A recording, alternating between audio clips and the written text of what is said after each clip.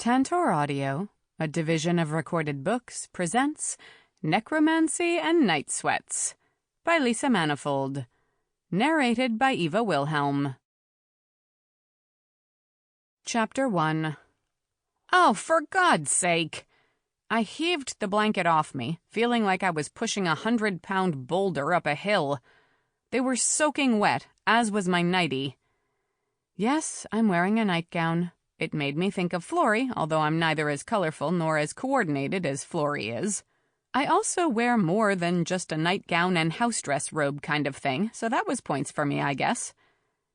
I headed right for the shower, stripping off my nightie as I did so. There was no use in doing anything else. I'd already learned the hard way that once I woke up in a pool of my sweat, my best defense and hope of getting back to sleep was to shower, change the sheets, start the washer, and go back to bed. Night sweats, to quote my daughter Rachel, sucked. Rachel. Currently, Rachel wasn't talking to me. Chris and Theo, my sons, were treading carefully because they knew how angry their sister was. Which was, to quote Rachel again, bullshit. As I stood in the shower trying to wash off the latest piece of my awesome journey into menopause, I thought about Rachel. Last week, she walked in on Logan and me.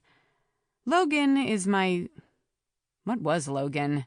He'd started as my consultant, my very first one as the Oracle of Theama, and then he moved into being a friend. He'd been involved in my last case, although he wasn't the one who was seeking information. He'd been an unfortunate casualty.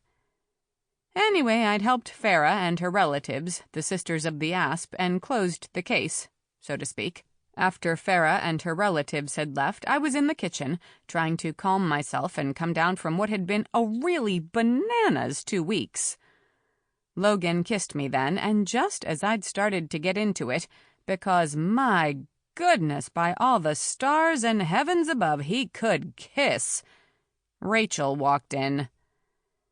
Now, I wasn't doing anything wrong. I was not only widowed, but my late husband Derek, the kid's father, was a long-time cheater, to the point where he had a second wife and 2 more children. My feelings about him had gone from missing him to realizing I didn't know the man at all. In my eyes, once I found out about his second life, the life with a completely separate family, I was entitled to go on in my own life any way I chose. Not like I was trying to do anything, but when someone like Logan Gentry, a tall, tan, well-built, and supple man with dark, wavy hair that I wanted nothing more than to run my fingers through, who is also a panther shifter, kisses you, you kiss back.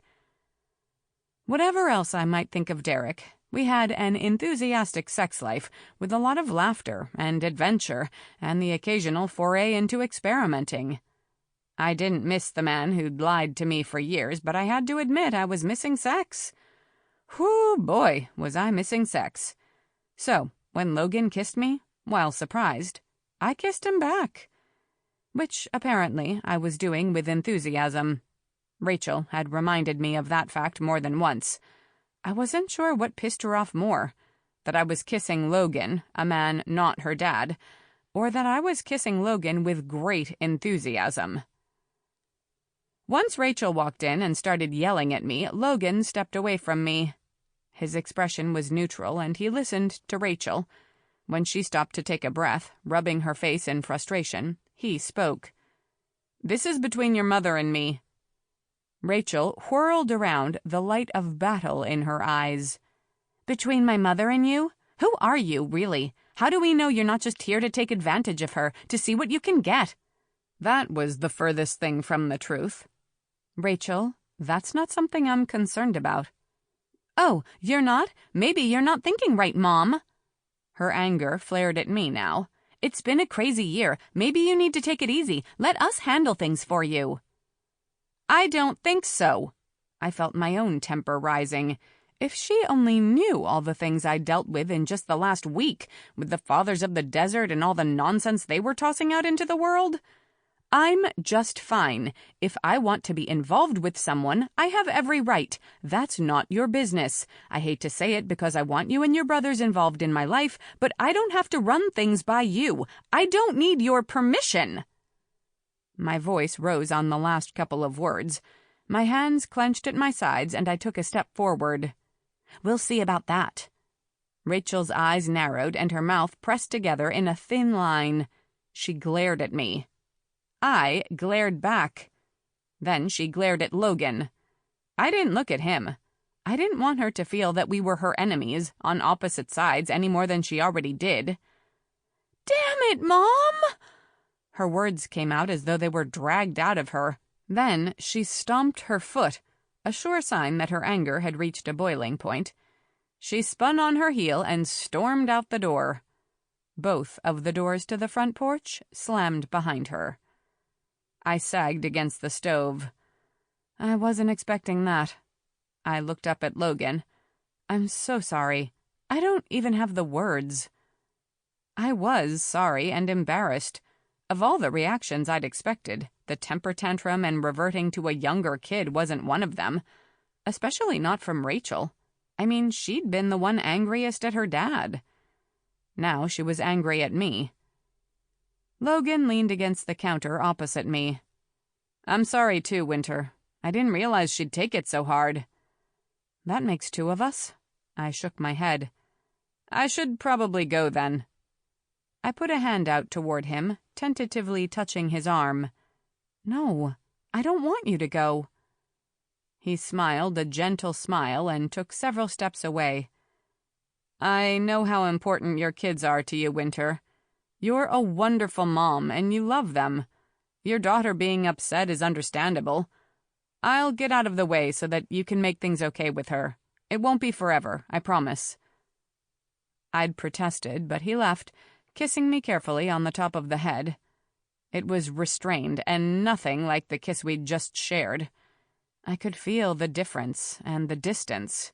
I didn't like it. He'd run easily up the stairs, coming down a few minutes later with a large duffel bag. "Shelley had something lined up for me as it was, so that Mark and I could have a home base here while we searched for more about Evander Thane. This bumped it up a little, but I'll be back, Winter." Without waiting for my reply or protest, or for me to throw something out of the frustration that was building up like Mentos in a diet soda, he was out the door. That was last week. At that time, I'd called Rachel every day. She'd let it go to voicemail. Both of the boys had called me, although they alternated their calls. It made me feel managed, which made me angry.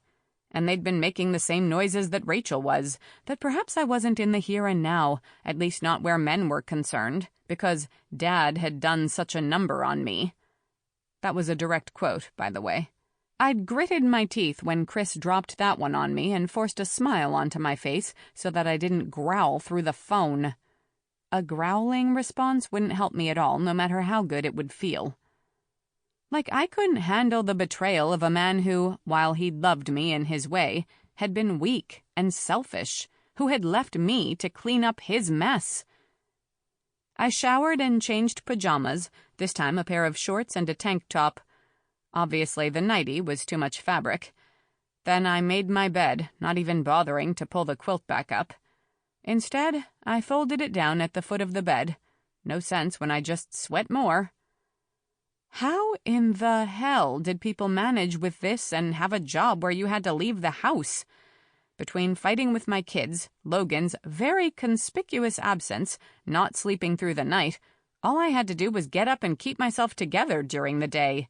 I was a mess. I didn't even have to put on a bra if I didn't want to. I did, usually, because you never knew who might show up at your doorstep. With my visitors list as of late, I didn't want to be caught off guard and braless. You never knew what wandering boobs might do. At least I'd been well paid for the last job I did. Farrah Lockwood, my second consultant, had come to me on behalf of the magical law enforcement agency for which she worked. They wanted me to work for them. I'd politely declined, but Farrah had a spirit hanging around her that wanted to be heard. And that's how I knew she was supposed to be here, to see me. After everything was said and done, Her grandmother gave me a beautiful scarab bracelet and an envelope with a very nice-sized check. A couple of cases like this a year, and I wouldn't have to worry about my retirement. Although, how did one explain this to the IRS? I'd need to ask Logan. If he came back around again. Once I crawled back into bed, I felt a few tears leak out of the corners of my eyes. Why did this have to be so hard? It was bad enough that my body, now officially in menopause, was betraying me left, right, and center. Hot flashes, night sweats, a temper that felt frayed most of the time. When did it end? Add to that, my kids weren't on good terms with me, and Logan hadn't done more than text me. It made me want to throw a hell of a pity party for myself. I didn't know how, but while I was mulling over all the reasons my life was so hard, I fell back asleep. When I opened my eyes again, the sun was streaming through my window, but I felt groggy and sluggish. At least I hadn't sweated through my PJs and sheets again, and since I'd showered recently, I got up, got dressed, and pulled my hair into a makeshift bun. I needed to eat breakfast, clean up my kitchen, and put my life back in order. As I walked down the stairs, I rubbed the scarab on the bracelet Nonna had given me after we'd grabbed the facet of power from Logan. That case had been an entire story about men who wanted to take over the world and had little doohickeys, talismans, called facets to help them do it. Tale as old as time, as they say. Logan had one facet, called the facet of will, courtesy apparently of a demon with whom he'd made a deal. I hoped, while he was avoiding me, that he was dealing with that. Nonna and Panya, the grandmother and sister of my second consultant, Farah, had said that Logan, when he was Evander, would have done a deal with the Crossroads demon to get the facet of power. Oh yeah, Logan Gentry had come to me to find out about his past, and together we'd discovered that he'd been a man named Evander Thane. Evander had so many pies and at least a dozen hands with 10 fingers on each. Logan was still trying to sort out all the aspects of Evander's life. One of those pies involved dealing with a Crossroads demon. And Crossroad demons only took one form of payment. It wasn't a matter of cash or check.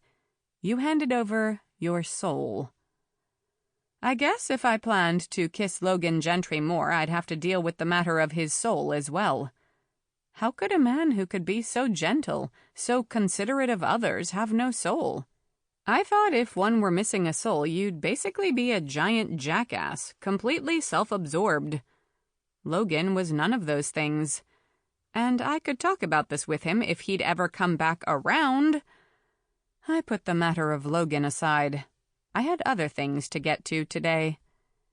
My time of moping and feeling sorry for myself was over. I'd been avoiding Shelley, my best friend, all week. I knew if I didn't call her and spill all the gory details, she'd be ringing down my doorbell soon. Plus, she often had brilliant advice. Shelley and I had been friends for years, even though she was a good bit older than me. She also loved Logan. I'd be interested to see what she thought of his disappearing act.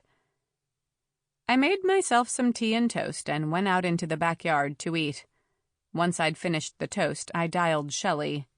She answered on the second ring. "Finally ready to talk?" "I am. How did you know?" "I can feel you're stewing from over here. You want face-to-face or just the phone?" My house was kind of a mess, but... "Why don't you come over?" "No, you come over here. You need to get out." "How did you know?" I asked again. "Because I know you. Hurry up." She ended the call. Shelley only lived 4 blocks away, so I walked over. She was right. I needed to get out. When I walked up toward her house, she yanked open the door before my foot even hit the first step onto her porch. "It's about damn time, Winter Chastain." I know. I walked in the front door. "I'm sorry." "It's been that kind of week, hasn't it?" "What do you know, and how do you know it?" "Rachel, Chris, and Theo have all called me." She hugged me. "I called Logan because I'm a nosy old bat, invited him over for dinner, and he just about broke his neck trying to avoid eye contact." "So you know everything."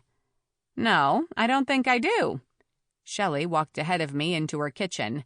"Because no one wanted to tell me what happened. Were you in bed with Logan Gentry?" "What?" I burst into shocked laughter. "No!" "Then why is Rachel acting like the sky has fallen all around her and thinking you're a Scarlet Woman?" "Good night, Maggie," I semi-swore. "Is that what she told you?" "No." Shelley shook her head as she filled the tea kettle. "No, she didn't give me specifics, and neither would Logan, although he was looking as guilty as could be. And Rachel was carrying on like you'd betrayed everything she ever believed in. Chris seemed to think Rachel was overreacting, and Theo was trying to be on both sides of the situation. I was kissing him. It was hot, and there was probably some groping going on. I didn't remember because Rachel had ruined it. No, she had ruined nothing. I had to stop myself from thinking like this because I was mad. I'd calmed down, but with the continued silence from all parties and now talking with Shelley, I could feel my anger growing again. But we were fully clothed, vertical versus horizontal, and doing nothing more than kissing. The way Rachel's acting, you'd think a scarlet letter just burst from my forehead or something. I sat down, feeling aggrieved. "That was it? Just kissing the guy?"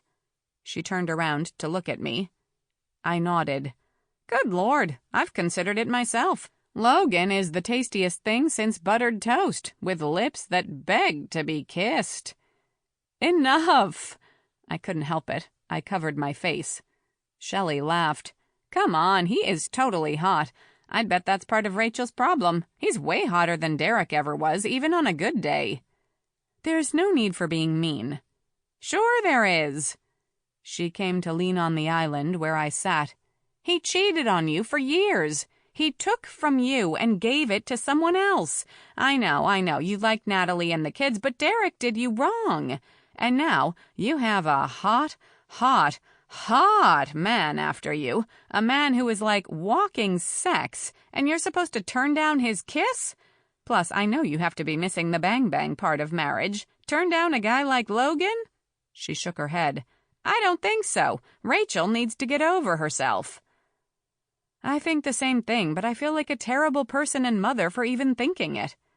"So you haven't told Rachel and the boys to mind their own damn business?" It hasn't even been a year. I didn't know why I was sticking up for my kids when Shelley was merely saying the things I'd been thinking about all week. Shelley shrugged. "Under normal circumstances, I might have more empathy for the kids. But Derek blew up your world. In my opinion, it's normal to not feel the same about him with all that came to light." It's funny. Rachel felt the same way until she saw Logan and me together. I sighed, letting my head fall into my hands. And I don't want to apologize or try to make things right. I spoke to the granite countertop. But I hate feeling this way. I hate being on the outs with my kids. "Rachel is a big girl. I think, even though you haven't had the sense to ask me yet, that you need to tell her to hitch up her big girl britches and accept that you have the right to move on, to look for happiness. I mean, seriously, has she even considered in her quest to be mad that Derek pulled the rug out from under your entire life?" Shelley was voicing all the indignation I couldn't. "I think so, but it's been academic until now. Her mom wasn't out on the town dating the local hottie." "Girl, you didn't even need to leave the kitchen." Shelley's laugh filled the air around me, which relaxed me. I looked up and joined her. No, had Rachel not come in, I'm not sure we would have left the kitchen. Both of us laughed harder. "What does Logan say?" "Like the kids, he's stepped back." "Coward." Shelley set a mug in front of me. "I swear, what the hell?" "He's trying to be sensitive to what I'm sure feels like a complete mess. It's my life, and I think it's a mess." "Don't make excuses for him. Tell him if he wants to be with you, then he needs to step up, man up, and stand by your side." "I see why you haven't remarried." I laughed at my friend. "Damn right. I don't have patience for much. My standards get higher the older I get." She laughed with me, not offended in the least. "So what are you going to do?" "Stop being a coward myself and call my kids and my I stopped, not sure yet what to call Logan. "Your hottie McToddy?" Shelley supplied, grinning. "He is hot." I took a sip of tea. "You always bring my problems down to size." "They always seem worse when you're in the middle of them. But it's time for you to stand up and tell the people in your life what you want. If they can't deliver, they can move along." "I can't just toss my kids over, Shell." "No, but you can put some boundaries in place that force them to be adults, treat you as an equal adult, because kids don't always do that, and insist that they respect your life and your choices." Her face moved from laughter to solemn as she spoke. "It's hard. I know it is. They see you as mommy, even though they'd never admit it. You're also a grown-ass woman, so they need to accept that, too." Said from the sideline seats. I rolled my eyes. "It's what I'm good at, giving advice." Shelley laughed at me. "It's not the end of the world, Win. It's just a speed bump on a new, exciting track." Okay, point made. Now that you've solved my life for me, let's talk about something else. As long as you promise me you'll deal with this today. I promise, for goodness sake. Pinky promise." Shelley nodded, and our talk turned to the town gossip. There was a good deal of it, and unfortunately, it concerned me since I'd found a dead body on the beach a couple of weeks ago. 4 weeks, now that I thought about it. So far, he had yet to be identified. I knew who he was. The necromancer who had tried to take Goldie from me. Tried, failed, and died. Chapter 2. After I left Shelley's, I felt better. That was the best thing about her in a list of best things. She didn't let me mope or take my own moping too seriously, which I needed. Even though I'd been thinking about the dead man when I walked home, I put him aside for the moment. I had more immediate concerns. I needed to call Rachel.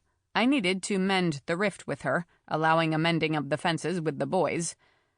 When I walked back into my house, I stopped. Listened.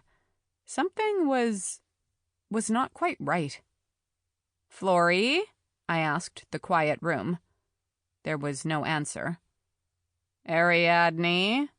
I tried the name of the woman who'd been haunting me ever since I'd found Goldie. She had a stinky bull and a serious sense of entitlement. She wanted my armband, also known as Goldie. I thought I'd sent her off to Crete, but who knew? My aim wasn't a sure thing when I magicked someone away. Goldie wasn't a who, but a what.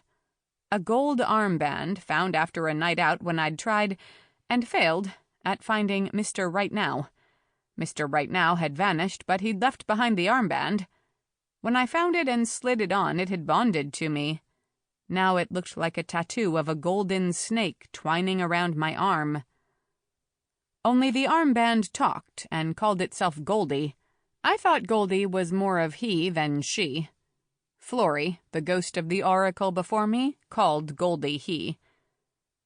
This whole oracle business had both saved my life and sent it into a spiral. Once I put on Goldie, I became the oracle of Theama, a seeker for the supernatural world. Like a supernatural PI. People came to me with their problems, and I solved them. I mean, hopefully I solved them. I'd only had 2 consultants so far. Which was another weird thing. Rather than clients, seekers, searchers, or something that made sense, the people who came looking for my help were called consultants. I'd read in the oracle's grimoire that calling them consultants was to hide the nature of the seekers, to protect them and the oracle from unwanted attention. The idea made sense because the rest of the world wasn't all that welcoming to anything supernatural. Since I learned the supernatural was living its best life all around us in the non-magical world, I found that amazing. But there it was. How the hell was I supposed to help those in a magical crisis when I couldn't get my parental and love life in order? "Hello?" I walked through the first floor of the house. It wasn't large, as it was an old summer cottage on Martha's Vineyard from when the Methodists had a summer camp here. But it was open, and it still felt weird, like someone was here. Hello? My impatience was getting the better of me. Ever since the night sweats had started, I found I didn't have the same tolerance level for, well, anything. Lack of tolerance explained why I hadn't rushed to make things right with the kids. It was time they came to me. I laughed at myself. I should have gotten cranky years before. Would that have changed things with Derek? The unwelcome thought rushed in. In talking with Shelley lately, along with my own navel-gazing, I wondered if I'd been too much of a pushover in general? No more of that. I couldn't even tolerate my own traitorous bodily changes. I certainly didn't have the patience for other people's shenanigans. If you're here, come out. But hold on for a bit. I have to make a call. Don't make a mess. I'm not in the mood. I raised my voice so that the whatever I could feel would hear me. Anyone listening outside would think I'd gone round the bend. But one thing I'd learned from the short time I'd been the Oracle was to trust my gut. And my gut was telling me to acknowledge the whatever and get on with my day. A call to Rachel was the first step in dragging said lives back into some semblance of control. I got a glass of water and then sat down on the couch to call her. Amazingly, she answered after 3 rings. That was progress. She hadn't answered before. Hi, Rachel. Mom. I want to talk to you. I'm listening. Her tone was flat. I took a breath. All right, here's the deal. I'm a grown-up.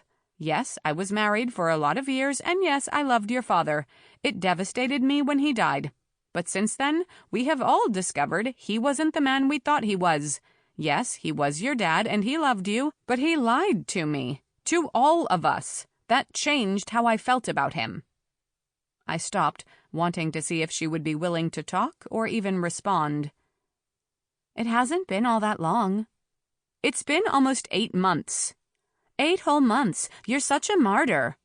I am, as a matter of fact. My anger roared to the front of everything else, tossing out all my resolution to be calm. I've met his other wife. I've welcomed them into your family, into mine even, so that you 3 can have a relationship with your siblings. I didn't take her to court over the insurance money, and I could have. I've been a saint, Rachel, and now you're going to give me hell because I want to be with someone who won't run off and marry another woman? I shouted into the phone, surprised at the anger I felt. I would have the mother of all headaches when this conversation ended, and I could feel a hot flash beginning at my ankles.